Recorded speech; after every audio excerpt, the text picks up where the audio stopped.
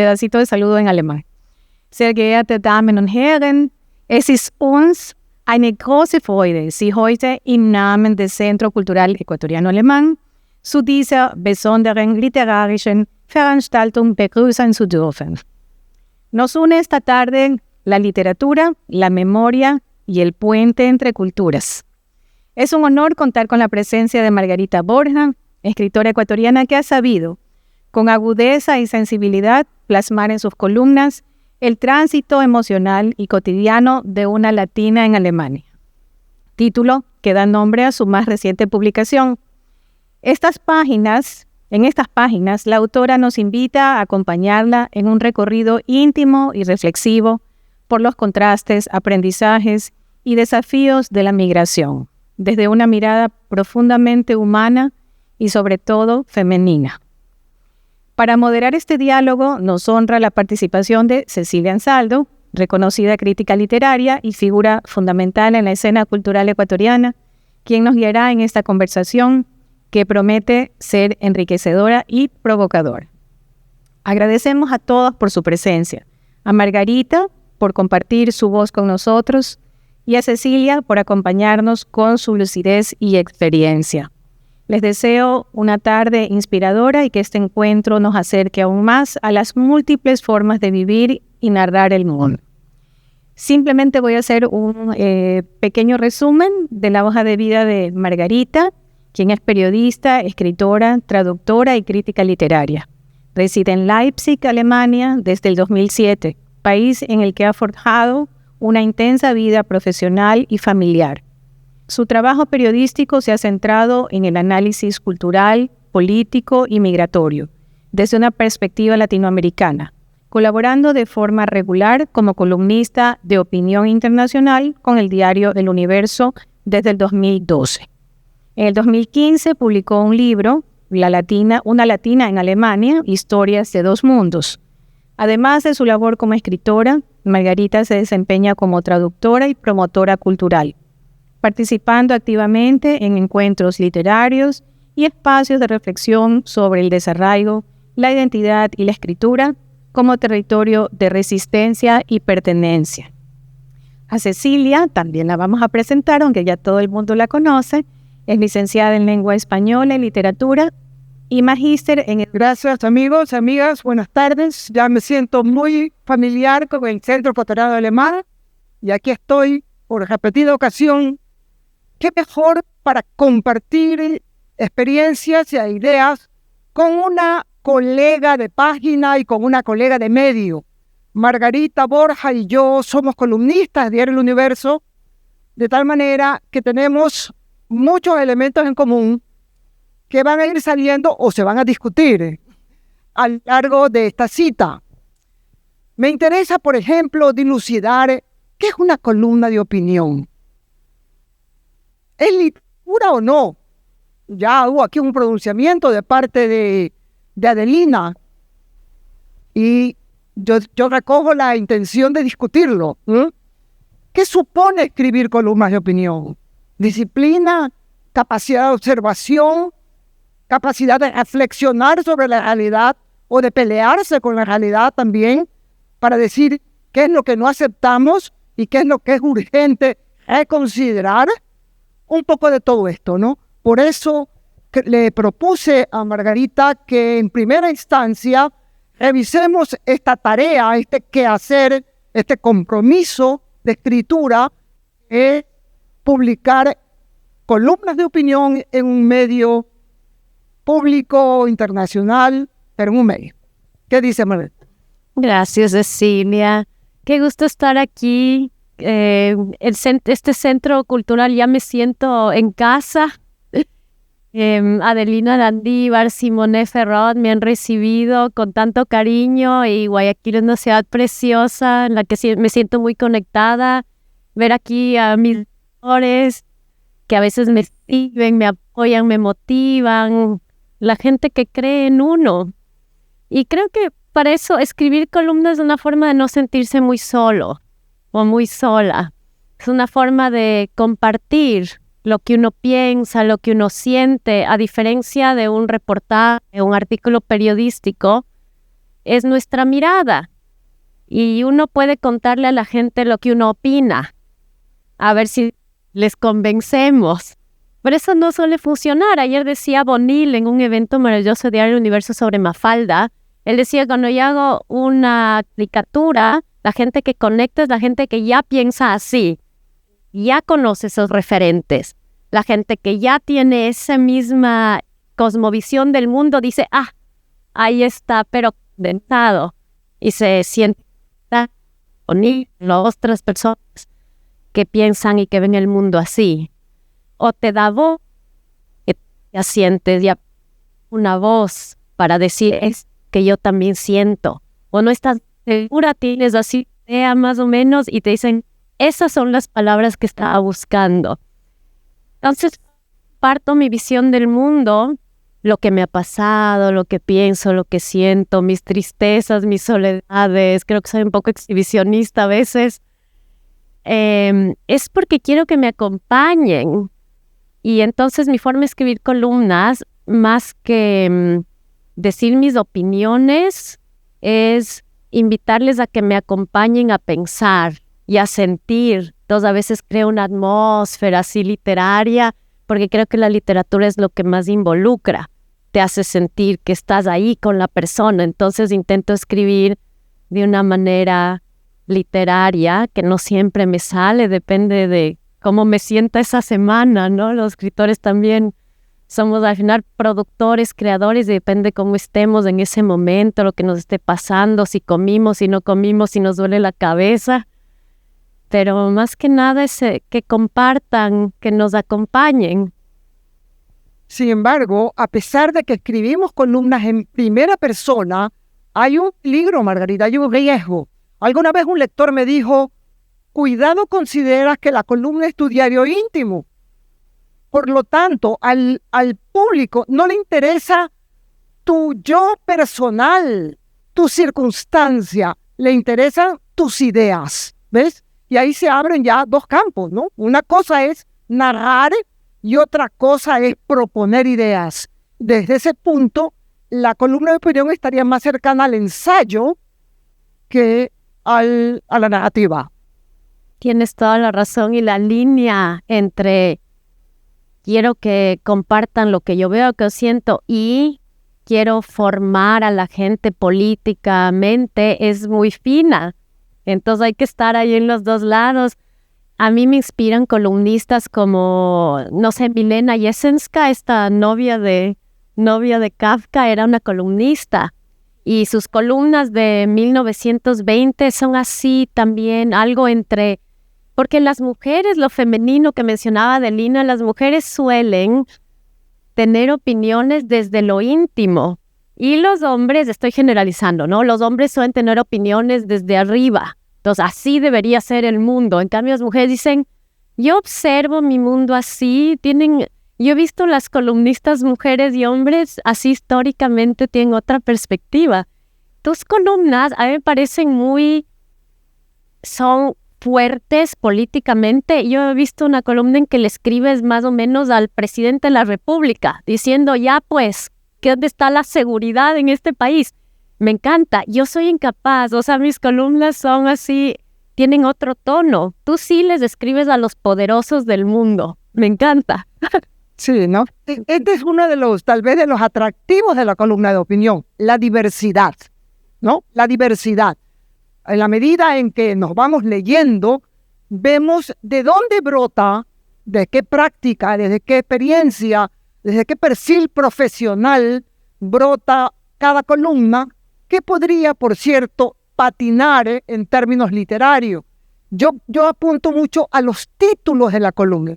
Si la columna se titula, como alguna vez un médico colaborador, la diabetes, yo no la leo. No leo columna de opinión para enterarme de una enfermedad.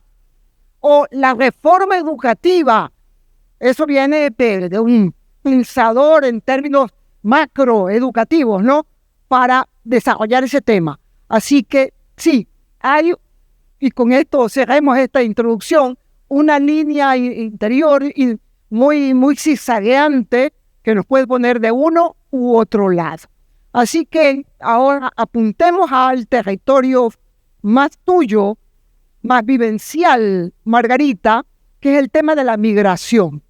Tú eres una ecuatoriana que vive y escribe desde Alemania. ¿Qué eso ha supuesto para ti? Pues por favor, un montón de datos y de vivencias. Así que sitúanos en ese territorio con tu opinión y con el muestrario, ¿no?, que tienes allí de tus columnas. Bueno, entonces vamos a proceder así. Yo quería compartir con ustedes algunos de los textos de mi libro y algunos textos más nuevos que he escrito que elaboran los mismos temas. El tema es la migración vista desde dentro, desde las emociones, y el segundo tema es la migración vista desde fuera, desde lo político, desde lo gastronómico. Entonces, queremos que sea una charla literaria, así que haremos lo siguiente. Yo voy a empezar leyendo 2 textos y después abriremos el foro. Cecilia les invitará a que puedan comentar, preguntar, conversar, así específicamente de los 2 primeros textos. Y después iremos al siguiente, que es la migración ya desde el punto de vista más político, que es un tema que nunca va a pasar de moda, es un tema humano, ¿no? Bueno, entonces voy a empezar leyéndoles un texto, una columna que está publicada en mi libro, que se llama Volver. Esta columna yo la escribí en el 2015, hace 10 años. Yo ya llevaba en ese entonces 8 años fuera del país. Bueno, no.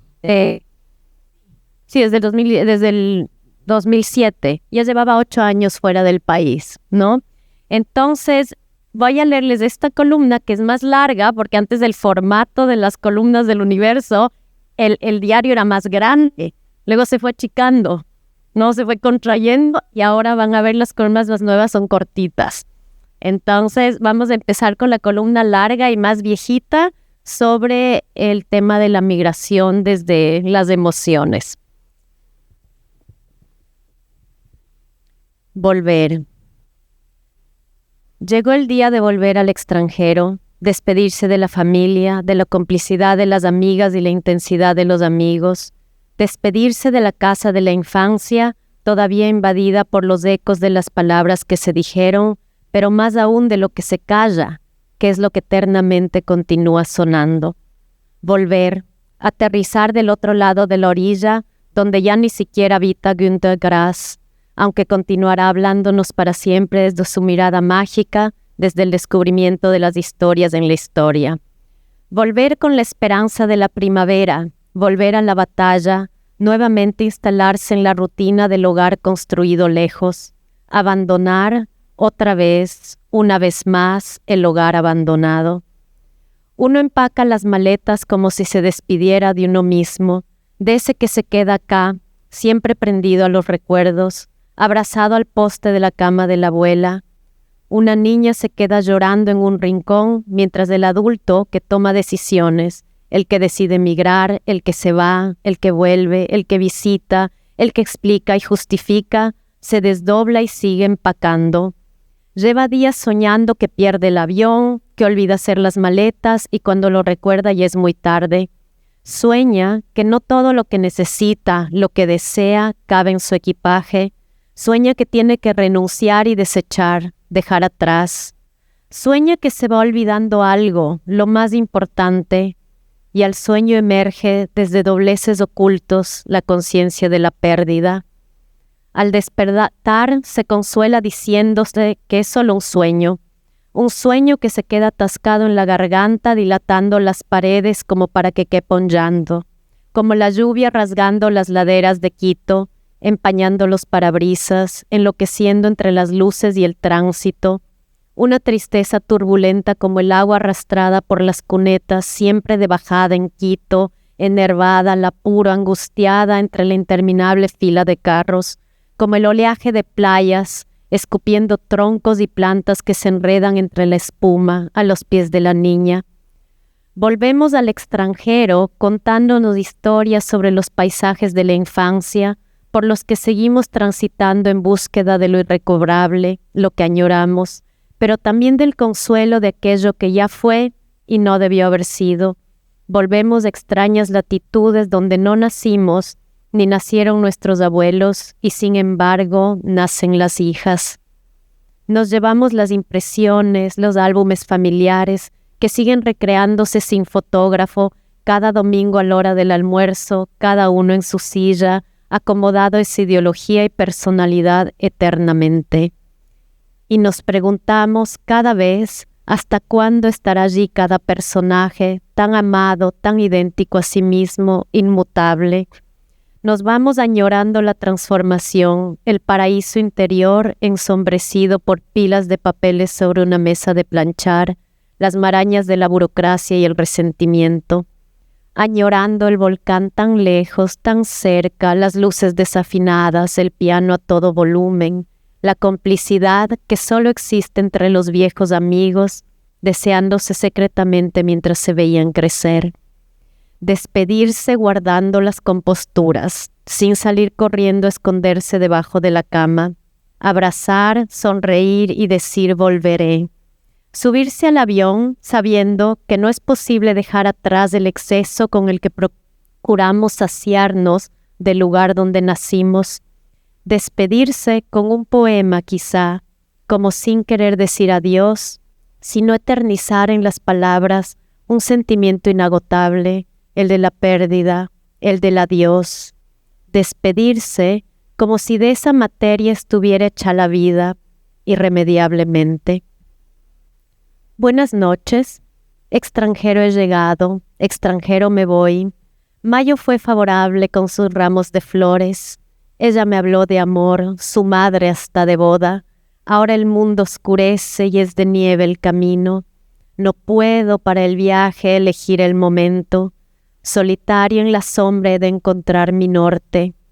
Me acompaña tan solo el perfil de la luna y en los campos nevados las huellas de las bestias.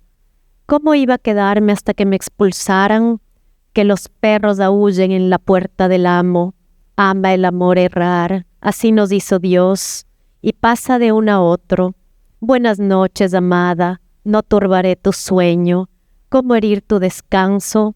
Mis pasos serán leves, la puerta irá despacio, y escribiré en la entrada, al partir, buenas noches, para que puedas ver que he pensado en ti. Este es un Lied de Franz Schubert. Este es un texto que escribí cuando estuve de visita en Ecuador y tenía que regresar a Alemania. Entonces estaba llorando, escribiendo y haciendo las maletas. Hace un año, el diciembre del 2024, volví a escribir sobre algo parecido, sobre quién soy, si todavía le extraño a mi abuela, qué idioma hablo. Entonces escribí un pequeño texto que se llama Mis Tierras, donde también reflexiono sobre mis emociones respecto a ser una migrante. Mis tierras. A veces me escondo en lugares donde solo yo puedo encontrarme. Me interno en un bosque bajo la lluvia, en las calles oscuras de la ciudad entre la niebla. Me encierro en una habitación donde la complicidad de una luz tenue y una música secreta me permiten acceder a ese espacio solo mío, donde imagino el mundo no como es, sino como podría haber sido. Suelo llorar por todos esos yos que hubiera deseado ser y no fui. Sé que no estoy sola, que es inherente a la condición humana desear ser pájaros que nadan y peces que vuelan, desear ser libres y estar atados, tener alas, pero también raíces. Caminamos por la vida, quizá corremos, o es el tiempo el que corre y nos atropella, dejándonos despeinados e incrédulos, preguntándonos dónde estamos y cómo hemos llegado allí. Lo cierto es que a rastras o a brincos hemos ido abriendo y cerrando trocha, o visto abrirse y cerrarse puertas incluso cuando ya teníamos una mano dentro. hemos sido y somos también los caminos que soñamos transitar. Tanto lo que hemos logrado y hallado como aquello que hemos perdido subsiste en nosotros. Somos la suma de nuestras restas y vivimos con un pie en lo probable, otro en lo tangible y la cabeza flotando entre el cielo y la tierra. El cielo es de todos, el espacio infinito del pensamiento, la imaginación y la memoria, pero la tierra, ay, la tierra te quema los pies, tatuaje, te acompaña por siempre ese barro del que te cosieron. Los migrantes caminamos por tierra ajena preguntándonos si algún día nuestros pasos se amoldarán a la forma del terreno, si alguna vez se sentirán naturales o si estamos condenados a andar en puntillas o tropezando. Aún así, vamos construyendo memorias en las esquinas de ciudades que alguna vez nos parecieron inconquistables. Con el paso de los años, el cuerpo se acostumbra a los olores y temperaturas, los ruidos, el ritmo ajeno que empieza a ser el propio. Y el asombro con el que un día lo veíamos todo deviene recuerdo desvaído, reemplazado por una sorda incomodidad y extrañeza que nos acompañará siempre y que ahora no nos abandona ni siquiera cuando regresamos al hogar natal, donde descubrimos que nos hemos vuelto también extraños.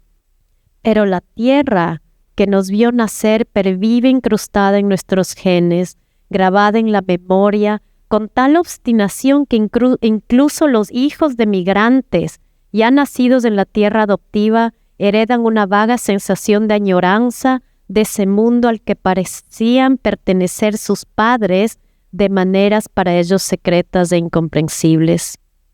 Soy una migrante ecuatoriana en Alemania, pero casi la mitad de mi familia es estadounidense y vive en ese país. Son los destinos de 3 tierras los que determinan mi vida.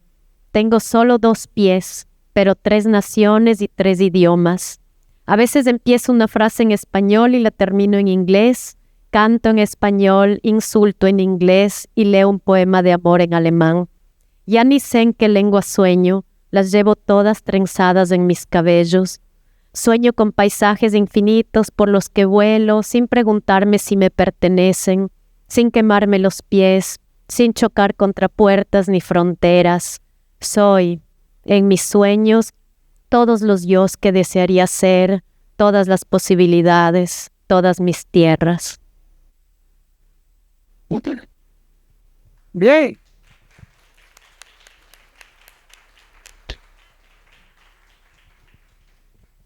Muy lírico, Margarita, muy lírico, muy de dentro.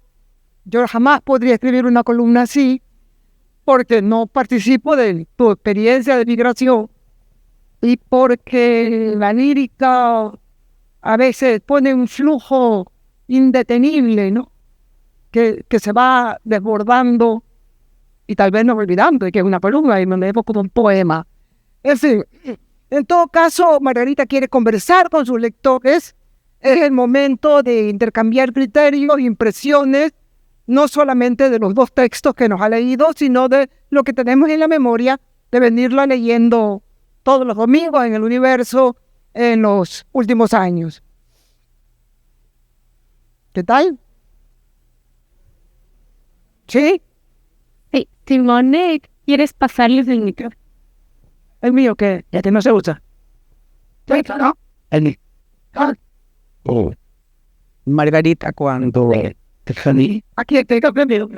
Margarita, cuando hicieron la introducción de tiempo que tiene escrito el libro, yo escuché que era 2015 y aunque he escuchado una casi poema entre el 2015 y ahora el 2024 y el último, creo que parece cerca de Navidad, ¿qué cambió? Casi una década. ¿Qué pasó con la forma de escribir y con las experiencias en Alemania? ¿Qué cambió?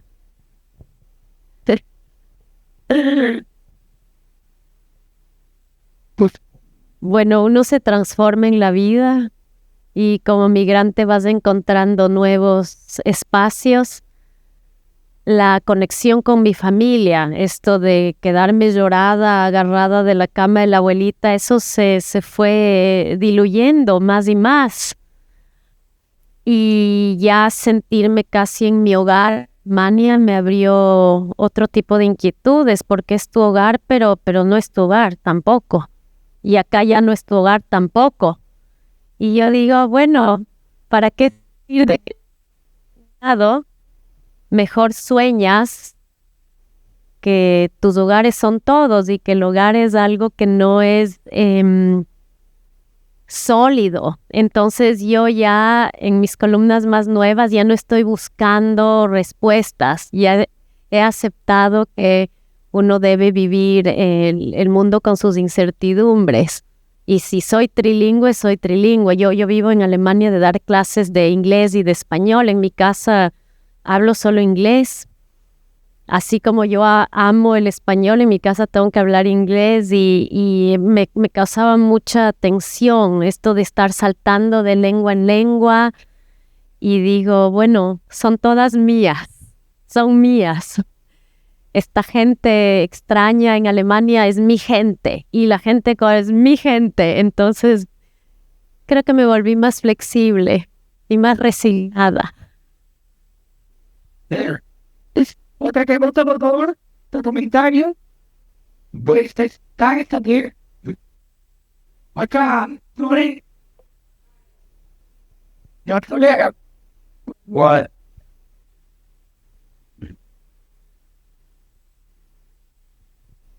Bien, gracias. Felicito a tanto la exponente Margarita, Celia, que siempre le estoy leyendo las dos. Como columnista también del Universo, pero pues mis temas son de seguridad porque soy coronel del ejército en retiro. Tengo 7 años de columnista del Universo y tal, La República, un periódico online. Bueno, sobre el tema, y pienso que hay migrantes y migrantes. Margarita es una privilegiada, ¿cierto? Desarraigarse de la familia, de la tierra, que uno tiene sus amigos, tiene el apego a su tierra y muchas aristas, entre ellas de la gastronomía, que es importantísimo, ¿no? Es decir, más bien, Margarita, ¿cómo ve el resto de migrantes? Porque es un problema muy serio el tema de la migración en Europa. Incluso hay muchos enfrentamientos en España de los migrantes subsaharianos, por ejemplo. En Alemania, creo, turcos y sirios, con los temas, ¿no?, que les obliga a salir de sus países, ¿no? Uno por pobreza, otras veces por temas políticos, religiosos, etcétera, etcétera. Esa es mi pregunta. ¿Cómo ve la migración en general desde su punto de vista como migrante también? Muchas gracias, Alberto. Es una excelente pregunta para pasar al segundo bloque, en donde quiero hablar de la migración desde una perspectiva más política, ¿no? Evidentemente soy una persona privilegiada, tengo un trabajo donde gano poco, pero tengo un departamento. No soy los migrantes a los que Trump está persiguiendo, torturando, criminalizando.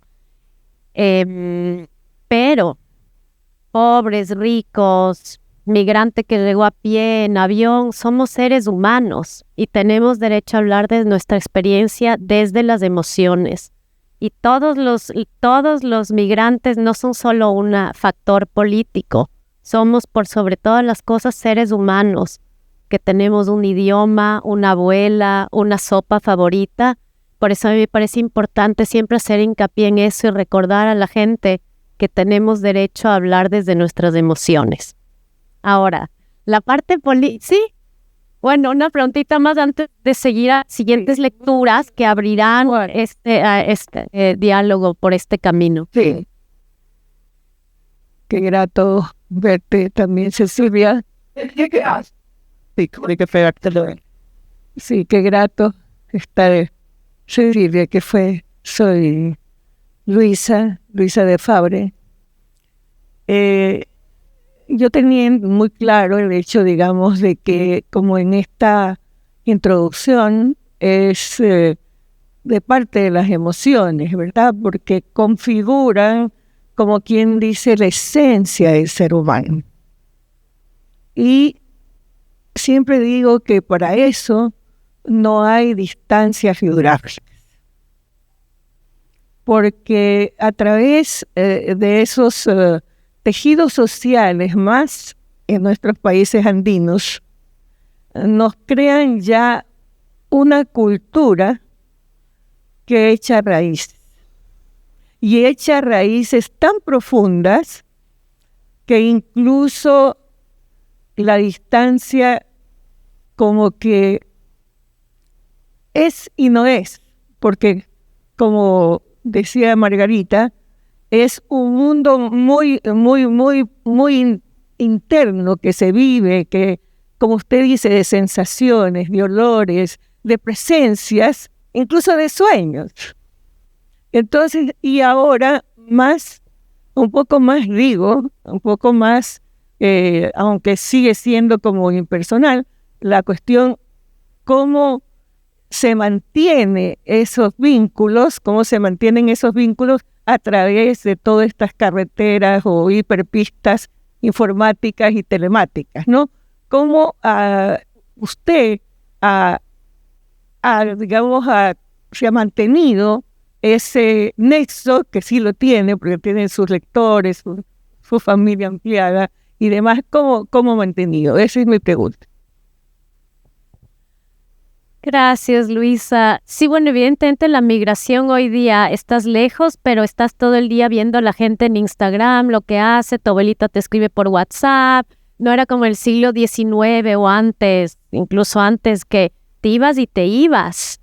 Y ya una carta se demoraba meses en llegar por barco.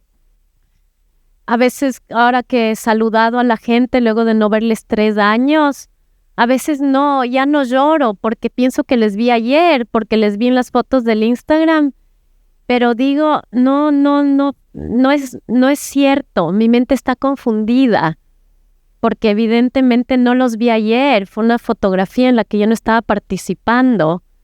Es un tema fascinante, quiero escribir alguna columna sobre eso, pero el vínculo se mantiene, pero también es una ilusión. Es una ilusión. Nuestras mentes recién se están dando cuenta de que nos está haciendo la virtualidad. Bueno, como no tenemos un tiempo infinito, vamos a pasar a la lectura de el segundo bloque. Les prometo que no será largo y aquí saldrán ya todos los temas políticos. ¿Sí? Gracias. ¿Sí? ¿De acuerdo? Bueno. Empecemos con una historia que es verdadera. Yo encontré la historia en un periódico. Es de una araña ecuatoriana que se metió a Europa ilegalmente. ¿Sí? Entonces, mi forma de hacer columnismo es, si hablo de mí, hablo de historias, pero en realidad estoy hablando de un tema que me parece compartido y relevante. Solo es una forma de hablarlo. Pero esto es mi columna sobre lo que opino yo sobre la migración legal e ilegal y todo con la coyuntura económica y eso. Pero no voy a escribirles lo que yo opino porque qué aburrido volver a repetir lo que ya todo el mundo repite. Mejor les cuento una historia con humor, con ironía y ustedes dicen, sí, esto es lo que ella piensa. Yo confío en mis lectores son brillantísimos, entonces ya ellos y ellas ya ven lo que yo opino y no les tengo que explicar así en formas fáciles. Bueno, esta columna es del 2015 y se llama La intrusa entre las bananas. Entre las bananas escondida, en una caja oscura, entre el olor dulce de las frutas llegó la araña ecuatoriana Düsseldorf. La empleada del supermercado, malhumorada y con los sentidos todavía dispersos entre las brumas del sueño, abrió la caja.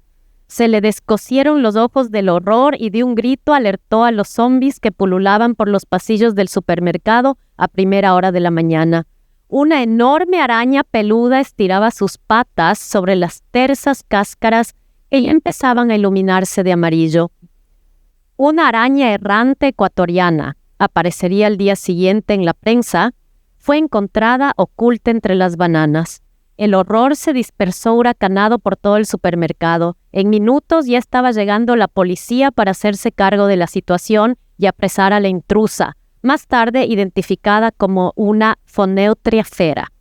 Al parecer, la araña ecuatoriana había aprovechado un descuido en su país de origen para colar entre las frutas que fueron envueltas en plástico e introducidas en una caja junto a decenas de racimos.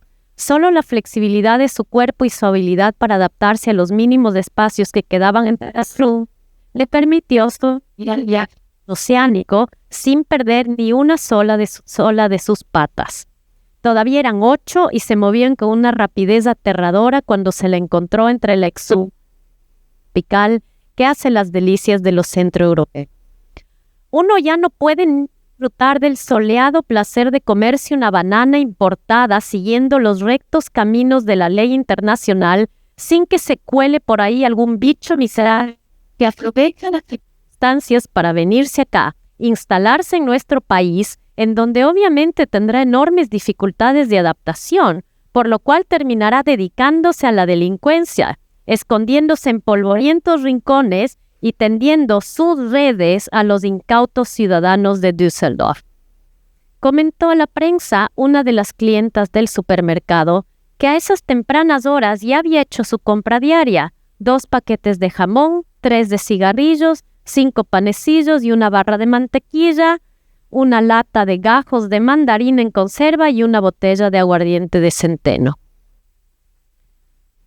Se nos está yendo de la mano el tema migratorio. ¿Cómo es posible que se permita la entrada a este tipo de alimañas indocumentadas? Le confesaba un viejecito a la periodista que no le quitaba los ojos de encima a la caja abierta, en donde la araña se mantenía como paralizada por el horror, con las patas combadas, lista para darse a la fuga en cualquier momento.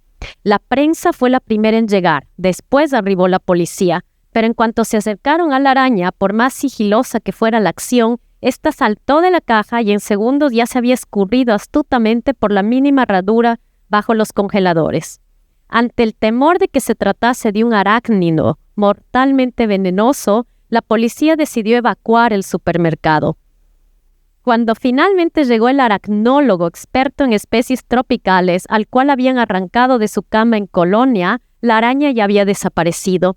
Vaciaron y movieron los enormes congeladores, gatearon enguantados entre las estanterías de conservas y aceites y recién al mediodía lograron detectar el paradero de la enemiga. La araña errante, una de las especies más venenosas y agresivas del planeta, emergió lentamente de entre 2 canastas donde se apilaban jugosas uvas. Esta vez la policía actuó con rapidez y precisión, capturando varios racimos de uvas junto a la criatura. El peligro había pasado y tras horas de tensión se había logrado poner bajo custodia al astuto animal, que ya no podría escapar de la prisión asignada. La Phoneutria fera, de origen ecuatoriano, que había ingresado al país sin el permiso de las autoridades competentes, fue deportada a Bélgica, donde se la mantiene reclusa hasta la fecha en el zoológico de la ciudad de Brujas.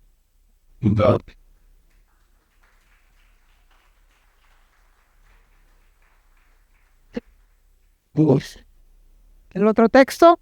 Tengo los textitos más, pero ya. Bueno. Voy a leer el que es más político primero. ¿Qué siente un migrante no solo por su abuelita, sino sobre las noticias de actualidad del país? Tengo un texto del 14 de enero de 2024, coincide con los sucesos que se vieron aquí y de los cuales yo me enteré estando en Alemania. Entonces quiero hablar de eso, cómo un migrante percibe las noticias, las tragedias de la tierra. 5 minutos de fama. Nos afecta de una manera extraña de la cual casi nos avergüenza hablar.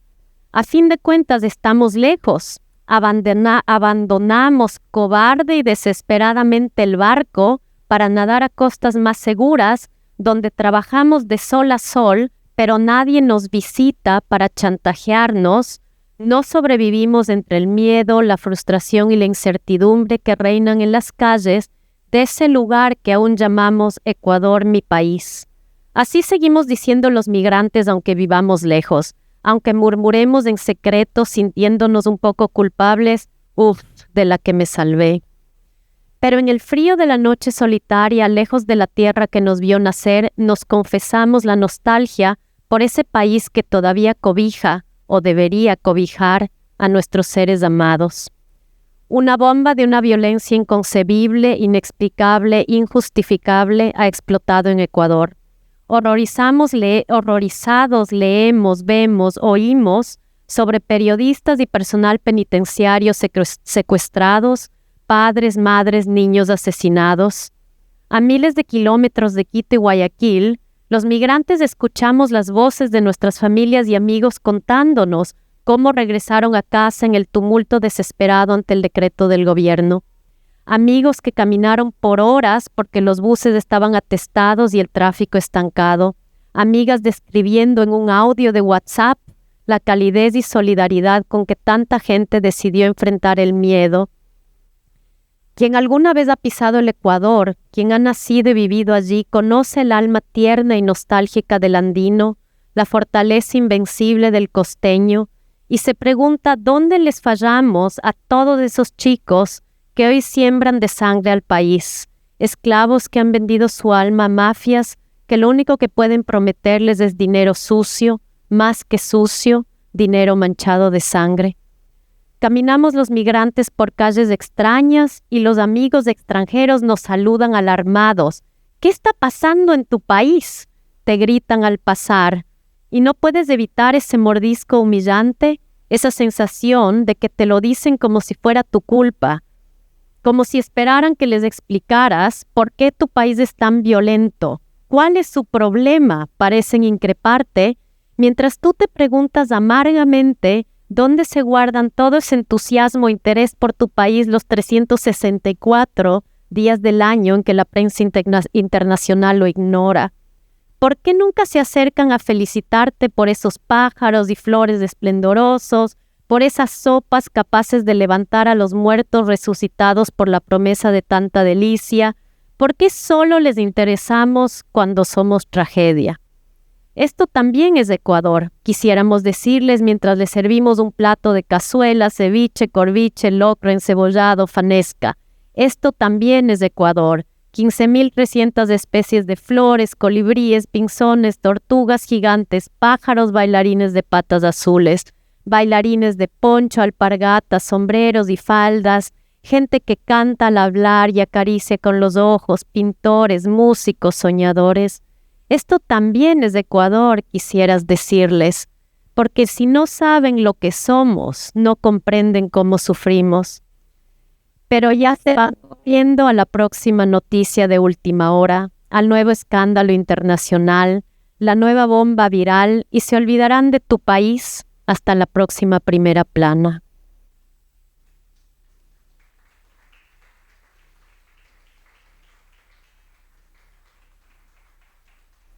Y bueno, la imagen que acompañaba esta columna era, yo hice un collage de todas las primeras planas donde aparecimos, CNN, en los medios estadounidenses, los medios europeos, estábamos ahí, primera plana. Y para terminar, y me alegro y desde ya nos alegramos de escuchar sus comentarios y preguntas, quiero terminar en un tono un poco más alegre. Es un texto sobre la comida, la gastronomía. Se llama El sabor de la memoria y es del 2019. De vez en cuando me agarra la urgencia de cocinar y lo hago por amor. No por amor a mi familia, la cual más que disfrutar yo diría que tolera mis incursiones en la cocina, sino por amor a mi tierra natal, Ecuador. Y es que una de las cosas más trágicas de vivir lejos del país donde nacimos y crecimos es vernos privados de los sabores de nuestra infancia.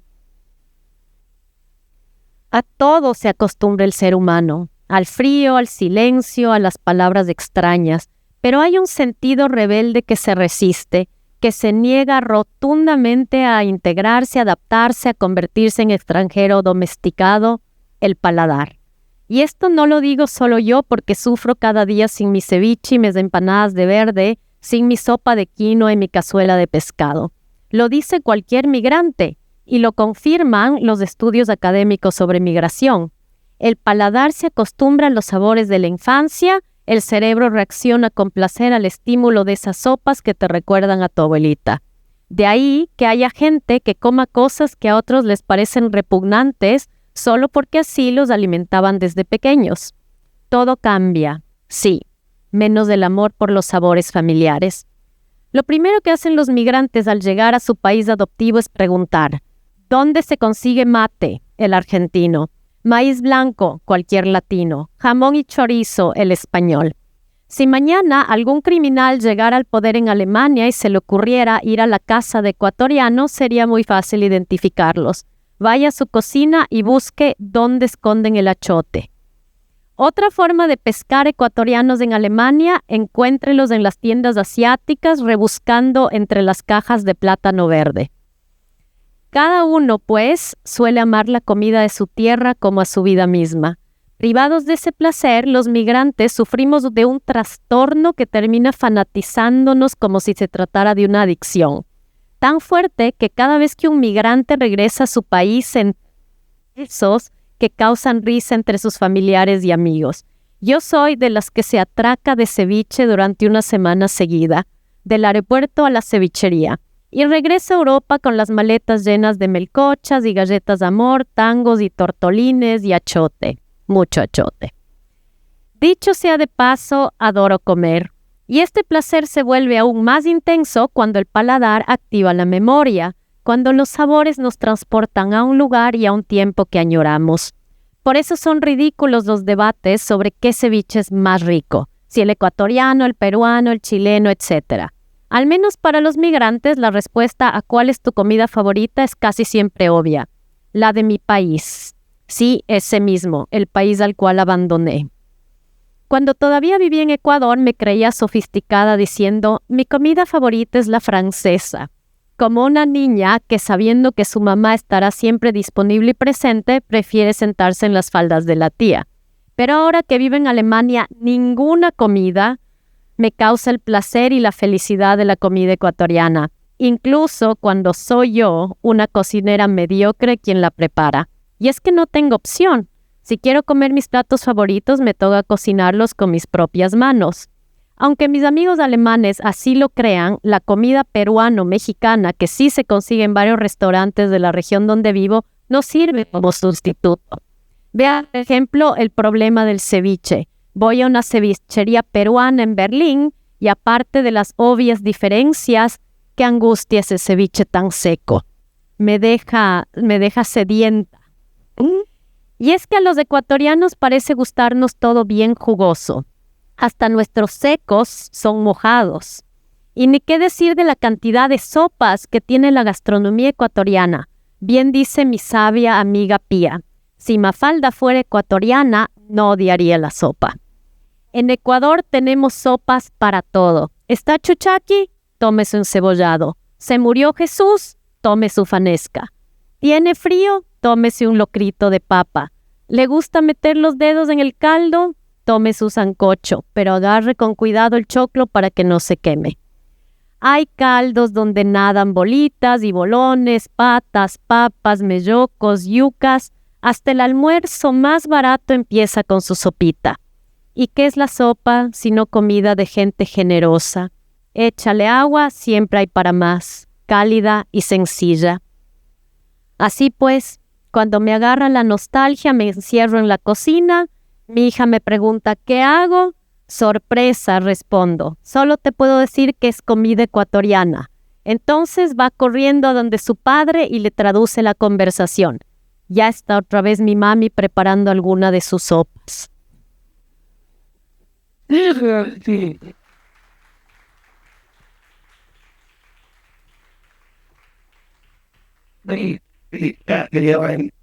Eso es. Yo no quiero la feria de raíces este fin de semana. Ya me vuelvo a de noche. Allá hay un comentario, una pregunta. Julio César, por favor. Ahora de ahí tenía antes una pregunta. Bueno, A ver. la señora estaba... Perdón. ¿Quién era?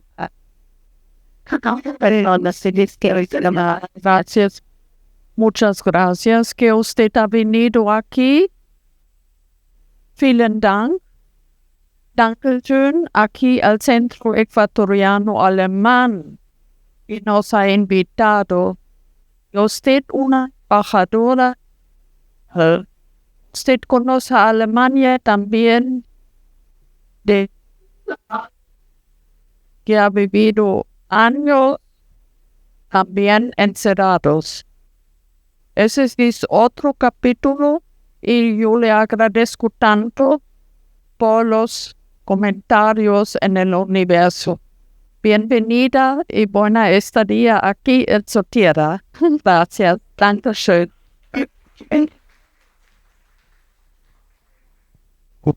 Ya. Buenas noches. Bueno, primero mi sorpresa, Margarita, porque usted parece una lozana estudiante universitaria. La creía con un poquito más de edad que aparentara, quiero decir. En verdad yo soy un asiduo lector suyo, de Cecilia también. También comparto la misma tarea en el mismo diario, que me honra.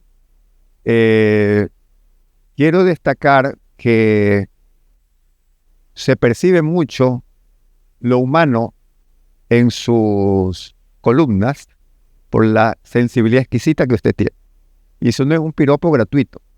Es algo que lo siento y lo pienso de verdad. Quería preguntarle, a partir de algo que voy a desarrollar posteriormente de manera breve, ¿cómo se influye su yo cultural en su entorno, en el entorno nuevo que usted tiene en Alemania después de haberlo vivido acá? Lo que tenga de bueno, que lo pueda tomar, que la pueda impregnar, ¿verdad? La pueda absorber, y lo que no lo tenga de bueno y a lo que se resista. ¿Y cuál es el ejemplo grande que quiero poner, Margarita? El ejemplo del tema del conflicto Israel-Palestina. Porque ya sabemos cuál es la posición de Alemania al respecto. Alemania se siente con un remordimiento grande por lo que hizo a los judíos. Algo trágico, 6 millones que perecieron. Pero lamentablemente, ese sentimiento de remordimiento, a mi juicio, y tal vez al de muchos, lo ha distorsionado, porque lo ha llevado a poner a los palestinos, desafortunadamente, en el mismo papel de víctimas que tuvieron sus ancestros. Los ancestros de sus víctimas, quiero decir, o sea, de esos judíos. El sionismo alemán, la posición de Israel dentro de esa zona en la geopolítica, que para Occidente le es muy cara, pero que resulta que después de 1967, la guerra de Israel, según Noam Chomsky, se creó un mito, el mito del antisemitismo, que lo hay, eso no hay cómo negarlo. Pero en el antisemitismo, ¿a qué se involucra? A toda crítica contra Israel. Y entonces, Julio César, le voy a interrumpir. dígame, Porque creo que los lectores vinieron aquí a hablar de otro tema y yo con todo respeto, y si es mi colega, le invito a escribir toda esta información en sus columnas y si en algún momento nos escribimos un par de cartas y lo comentamos. Entonces me voy a quedar con la primera parte de su pregunta. eso, Como migrante, ¿qué me ha influido? Bueno, mis mejores amigas son una francesa, una inglesa y 2 israelitas en Alemania. Mi mejor amiga mi mejor amiga en Quito es una profesora palestina. Entonces conozco gente de de muchos países. ¿Qué puedo decir sobre qué te vas transformando? Como migrante te vas transformando, cambias. Por ejemplo, a veces hago bolón de verde mezclado con papa. Tengo mi mejor amiga vive en Japón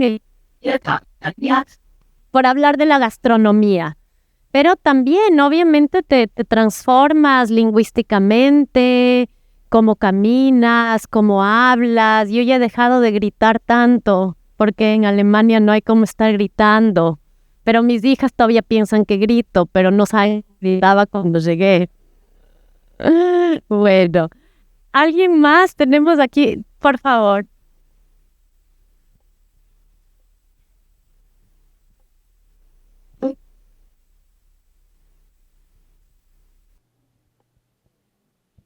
Bueno, muchas gracias. Gracias por estar aquí. Realmente es un regalo poder conocerla personalmente, aunque no la conocemos. Yo quería hacer una consulta de su experiencia. Yo vengo de migrantes en distintas condiciones. Vino en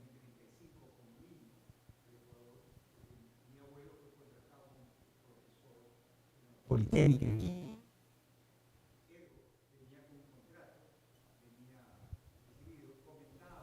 ¿Qué pasa con el palacio donde okay? Estoy hablando del año 5.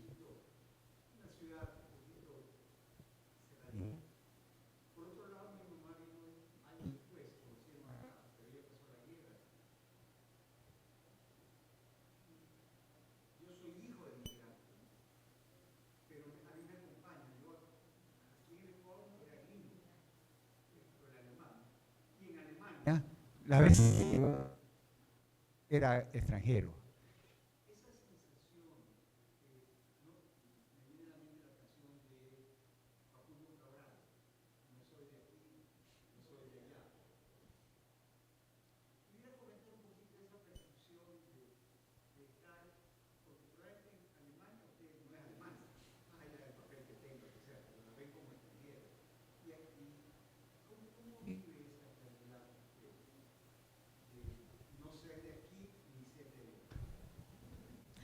Gracias, qué gusto conocer a algunos lectores, ver sus rostros, oír un poco sus historias.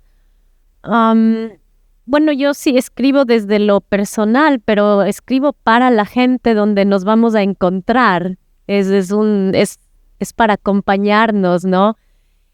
Hay un filósofo que a mí me gusta, ya me olvidé el nombre porque estoy aquí pensando en lo que estamos haciendo, pero es un brasilero también con raíces por todos lados, y él inventó una teoría de las raíces flotantes. Decía, no podemos ser árboles que en lugar de estar anclados en una tierra, nos vamos flotando llevando nuestras raíces. Y entonces un hijo de migrantes o alguien que es medio de aquí, medio de acá, pero no es de ningún lugar, en realidad tiene una ventaja hermosa sobre el mundo. Es lo que Goethe decía, un ciudadano del mundo. Y ya ni siquiera tenemos que esforzarnos en ser ciudadanos del mundo, sino que un poco ya nacimos con eso, y uno sí se siente un poco así, como que no tiene un piso muy sólido, pero es lo que yo he aprendido a disfrutar de esa falta de etiquetas, de ser de todos lados, de hablar muchos idiomas y no tener que estar justificando. Sí, soy muy blanca para esto, soy muy gritona para lo otro, bailo demasiado bien para esto, cocino demasiado mal para lo otro. Todos vivimos en los márgenes de todo, y especialmente creo la cuestión de la migración, de la lengua, de las historias de los padres, de las madres migrantes. Eso me parece a mí fascinante. Mis padres no tienen una historia migratoria. Yo he sido la primera que he vivido ser la migrante. Son mis hijas las que van a escribir, ojalá algún día, historias sobre su madre migrante. Muchas gracias.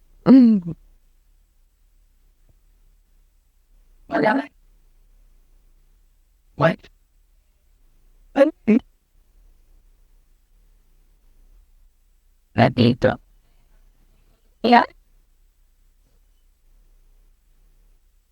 Tapi bukas, yo también es traductora. Se trata de un trabajo de desarrollo, tal vez se ve la literatura en cotidiana, cuando se presenta bien, si parte de la también está ya mirando, pero que también es importante, yo te voy a hacer también importante también. Claro.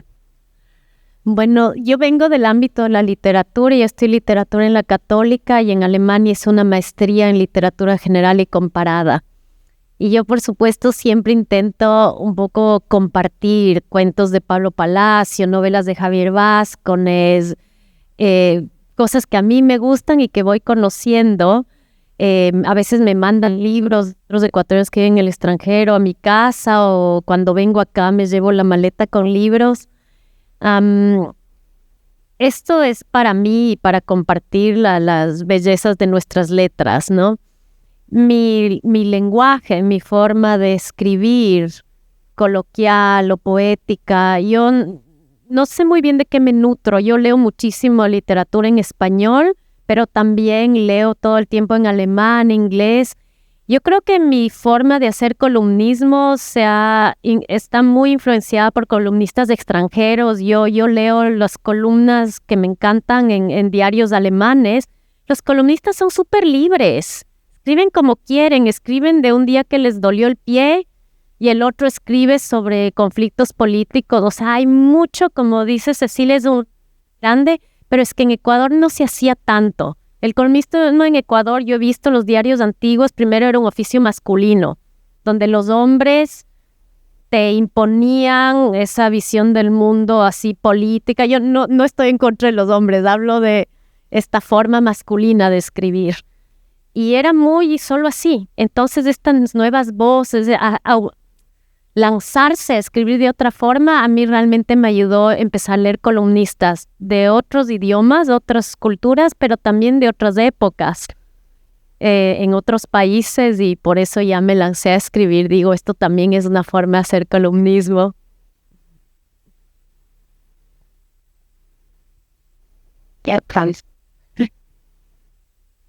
Porque si vamos a columnismo femenino, ahora hay grandes nombres, ¿no? No en Ecuador. Irene Vallejo. José Montero, Leila Neriero. Irene Vallejo, que es mi ídola. Gente, ¿no? Aquí, cerca en Colombia, que ahora no derivan inmediatamente al columnismo.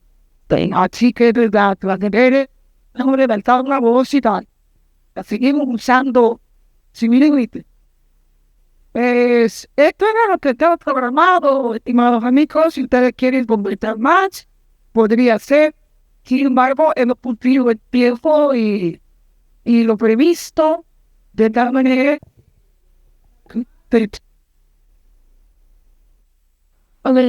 Una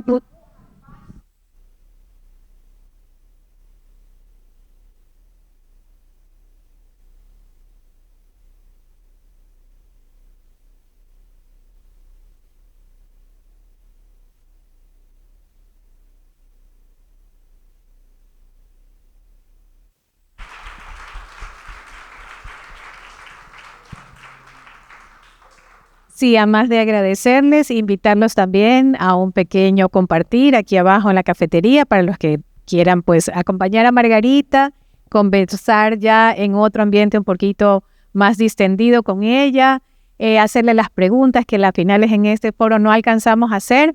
Así que los invitamos y agradecemos a Margarita con un fuerte aplauso, a Cecilia también por su moderación. E invitarlos, por favor, a pasar a la cafetería.